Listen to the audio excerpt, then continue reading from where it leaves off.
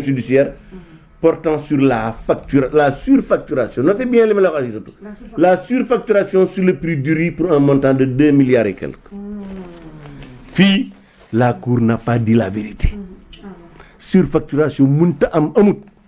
Hamulta. Cour bi daf ne. C'est la Cour qui parle, hein? La surfacturation sur le prix. Concernant les acquisitions de riz, l'arrêt numéro 007111 précité fixe le prix de la tonne de riz à 245 000. Vous savez, arrêté bobu kañ lañ ko génne woon 2011. Or, en matière de prix, c'est la liberté qui est principe. Maintenant, bu l'État maintenant fixe le prix par un arrêté ministériel. Waaye bu ko defee ñaari weer lay durer su ko yeesalaatee muy ñaari weer muy ñeenti weer mu jeex nga toog bañ loo xam ne juróom-ñaari at tegu na ci nga bëgg ko appliquer arrêté boo xam ne l'arrêté était devenu caduc kon fii la Cour des comptes s'est lourdement trompée sur la surfacturation amut. Heureusement l'ancien ministre du commerce Assome Diatta leeral na ko démb nee na surfacturation mënu fi am parce que jamono yi jënd ceeb bi booba kilo ceeb bi jar 250 mu ne su ko jënd 250 francs kon man su fay pardon le DAGE surfacturé wut Cour des comptes lim ko jiiñ du dëgg le pôle judiciaire financier bi ci dugal Mansour Faye c'est un combat politique mais du loo xam ne daf koo def parce que comme ni ma ko waxee la règle en matière de prix moom le principe c'est la liberté. Oui. Maintenant nag bu njëg yi yokkoo état mën na ko fixer mais fixation bi mënut a weesu ñeenti weer. loo xam ne 2011 la amoon nga bëgg ko appliquer 2021 ou bien magistrat bi ko bind xamul dara. Et je crois d'ailleurs le ministre bi wax na ko Assome nee na bu leen laajoon ñoom ñu wax ko kon xëy na Cour des comptes du bind lii. kon autrement li ci war a jàngat mooy bu ñu jàppee ne ci Cour des comptes aussi. ay waxam alxuraan la wala Bible. Dans cette affaire donc pour être simple Mansour Faye liñ koy toppee lu defu ko mënu koo def il y a pas eu de surfacturation te li gën a garaaw mooy dañ koo boole ak nit topp leen ci mbirum surfacturation ñooñu cautionné ñu bàyyi leen moom mu cautionné ñu bañ kon la Ousmane Sonko waxoon ne Mansour Faye du mucc du rëcc du raw loola moo ñëw tey kon démb le pôle judiciaire financier dafa appliquer une directive politique mooy Mansour Faye du mucc loolu mooy dem mais dans un pays comme le Sénégal ñu dem ba lii am fi c'est que en fait l'heure est grave la situation est calamiteuse c'est-à-dire que lu bon nguur yàgg na ko def ci réew nguur yàgg na utiliser justice pour xeex des adversaires mais on n'a jamais atteint ce niveau-là de bassesse de Pastef musul am ci Sénégal mësul am nit nga jiñ ko loo xam ne defu ko mënu koo def man y a pas eu de surfacturation pour le DAGE encore moins pour Mansour Faye nga jàpp leen ci ñoom DAGE bi ak ñeneen cautionné ñu bàyyi leen Mansour bëgg a cautionné ñu bañ kon en réalité jàpp Mansour Faye mooy seen yitte bu defuloon lii dañ ko jàpp ci leneen kon na ñëpp xam ne muy Sophie Galadima ak Mansour Faye kaso ba ñu nekk du seen kër ils sont pris en otage par le Pastef avec la complicité du pouvoir judiciaire notamment du tribunal de pôle judiciaire financier. amul double juridiction ci. amul donc loolu mooy mbon gi la haute cour bonne parce que la haute cour non seulement amul double maanaam même commission d'instruction bu pare li mu yóbbu doo ko mën a attaquer. jeex na. te foofu boo demee ci bu ñu lay atte dañ lay tëj parce que majorité bi Pastef fa nekk. c'est-à-dire c'est un tribunal politique. loo xam ne benn nit la fi ma sa condamné muy Mamadou Dia. Et ça c'est un contexte particulier de combat politique.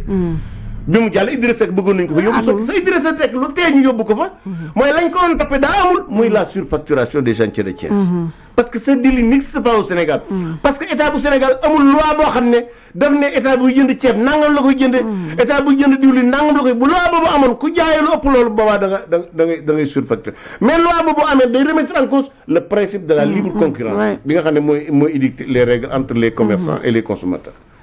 Encore une fois, mais c'est triste quand même. C'est ce qui s'est passé avec Sophie Galadima et Mansour Faye, c'est un scandale. C'est-à-dire que képp koo xam ne nappi nga ci na nga xam ne ëllëg lu gën a bon lii dina ñëw boobaa boo waxee kenn dut la dégg c'est-à-dire képp ko mas a dénoncer une injustice au Sénégal te nekk ci réew mi war ngaa ñaawlu l'arrestation de Mansour Faye et de Sophie Gladima. Ils ne sont pas arrêtés pour dans le cadre de la reddition des comptes, mais dans le cadre d'un règlement de compte politique. Parce que li ñu leen def li ñu leen jiiñ defuñu ko mënuñu ko def mu ne sul jiiñ ne dafa détourné xaalis alors que lañ matériel bañ jënd ma nga fa justice ñoom xam nañ ne ma nga fa 93 millions yi xam ne ci lañ war a tabax centre bi c'est disponible bu ñu leen joxee terrain bi suba ñu commencé liggéey ñu bëgg bàyyi fa loolu lépp jàpp leen parce que dañ leen bëgg jàpp mu la ma sax nag boo xoolee ñu jàpp ne ñu yëpp moom mooy les maires Mansour maire, Moustapha Diop maire, Sophie Gladima maire. Et puis aussi père, seetlu naa tamit benn affaire boo xam ne c'est quand même effroyable mooy mu sell mi képp ku mu musoon a wax ne dañ la jàpp nañu. waaw mooy loolu Farba Ngom añaam mu xëbal ko ne mu tëkk ko ne mooy nekk dernière élection jàpp nañ ko. Lat Diop mu ñëw. Géejawaay jàpp ko maintenant cette affaire de Mohamed Dieng bi ñuy wax. nit ñi nañ vérifier ndax Mohamed bi jiiñ Lat la wala du moom. parce que bu dee moom c'est extrêmement grave. et puis li grave mooy Lat ki ko jiiñ corruption. xam nga pour bëgg a mën a téye Lat la ñu mujj ñu extorsion de fonds. waaw dafa extorsion de fonds. extorsion de fonds. mais extorsion de fonds lan moo ci yoonu police judiciaire financier. kenn xamu ko. diggante nit ak nit. et puis dara du ci dëgg. c'est-à-dire yow koo xam ne di nga ne da la corrompre ñu jàpp ko yow bàyyi la. pendant ça am ñi Ousmane Ismaïla dañ koo corrompre. ñooñu jàpp nañ leen. loolu mooy li ma wax c'est-à-dire que on a une justice boo xam ne c'est très laxiste. bu fekkee mbir mi dafa laal waa Pastef wala ñu leen jege.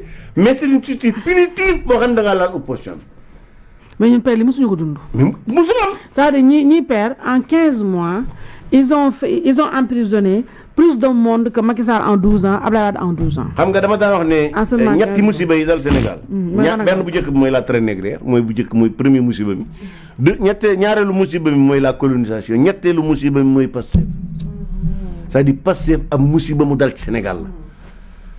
moo tax ma jàpp ne ku bañ say loxo tilim. takk musiba. war ngaa mooy di dem di nuyoo Bassirou Diomaye Faye ak Sonko c'est-à-dire ku leen serré la main rek na nga xam ne nuyu nga ñoo xam ne ci ay bàmmeel lañ jaar ba ak si ci nguur. Pastef mooy ñetteelu musibam Sénégal ñetteelu musibam mi dal Sénégal après la traite négrière et la colonisation.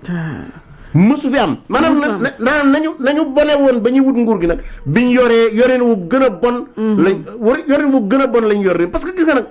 nit ki ni muy wutee nguur rek la koy yore. Pastef moo gën a ñaaw wuti nu nguur. wallaay Pastef mooy gën a ñaaw yore nu nguur. maintenant li ci mas a jàngat Aïssatou. je crois que c'est très important parce que Ousmane Sonko. bari na lu mu am ci fi mu ko jëlee à part affaire homosexualité bi. mooy dana wax Sénégalais yi ne ku ci ñàkk. ku ci amatum xëy. ku ciy jaay ndaamaraas. ku ci raxas woto. ku ciy chômé. ku ci sëb tas Macky Sall moo leen ko teg. dëgg la ñoo sàcc alalu réew mi. dëgg la. léegi nag bu ngeen ma joxe réew mi danaa leen jàpp danaa nangu alalu réew mi néew ma du jàpp de. waaye ab dërëm du ko nangu. parce que nag boo xoolee bi ñu fi tàmbalee léegi li ñu njëkk a génne. mooy rapport 2000 cour des comptes bi. coow li ne kur. ñu ne dañoo falsifier chiffres yi dañoo maquiller chiffres yi daa am bor yu ñu nëbb dañoo détourner ay milliers de milliards. mooy rapport bu njëkk bi. ça s'est terminé par un flop. Les Sénégalais se sont rendus compte qu'en réalité cours des rapport bi ñi ko bind. du d'abord du IGF parce que ça a été fait par sous la supervision de l'IGF et nit ñi foog nañ ne bari na ci ay fonctionnaires yu ci bokk yoo xam ne ñu ngi primature. Deuxième chose li mu doon wax naan dañoo falsifier ay chiffres dem nañ ba xam ne dara du ci dëgg. dañoo maquiller ay chiffres dem nañ ba xam ne dara du ci dëgg. liñ doon wax dañoo nëbb ay bor dem nañ ba xam ne dara du ci dëgg.